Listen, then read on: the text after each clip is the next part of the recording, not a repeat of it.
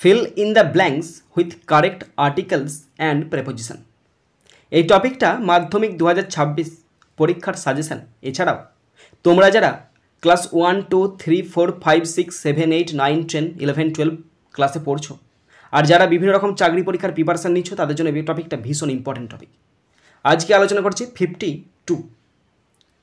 King Duncan, সেই ম্যাকবেথের গল্প। King Duncan was স্ট্যাবড, তাকে ছুরি গেঁথে দেওয়া হয়েছিল ড্যাশ ম্যাকবেথের দ্বারা, হুইথ ড্যাশ ড্যাগার, মানে ওই তো ড্যাগার মানে ছুরি, ম্যাকবেথের দ্বারা তার পেটেতে ছুরি গেঁথে। তাহলে ম্যাকবেথের দ্বারা মানে কি, দ্বারা বোঝাতে বাই অথবা হুইথ বাস, এখানে বাই বসবে কেন জানো তো?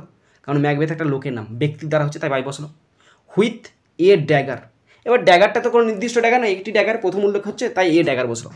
তাহলে King Duncan was stabbed by Macbeth with a dagger. Next 53।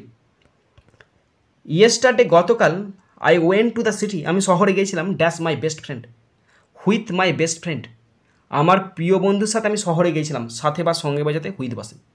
We visited dash art museum, আমরা একটা আর্ট মিউজিয়াম গিয়েছিলাম, অ্যান বসবে কেন বলো তো?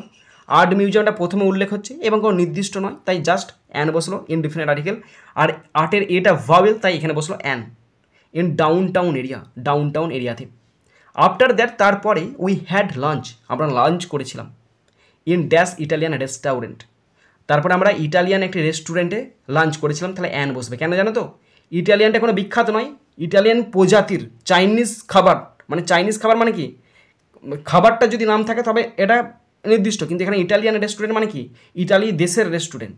হয়তো অনেকগুলো রেস্টুরেন্ট আছে, যদি রেস্টুরেন্টের নামটা উল্লেখ থাকতো তাহলে কিন্তু দা বসতো, যেহেতু ইটালিয়ান একটা প্রজাতি বা একটা বর্গ বোঝাচ্ছে, তাই এখানে অ্যান বসলো। আর ইটালিয়ান তাই জন্য অ্যান বসেনি, তাই জন্য ইনডিফিনিট আর্টিকেল বসলো, এবং ইটালিয়ান আইটা ভাওয়েল আছে, তাই এখানে অ্যান বসলো।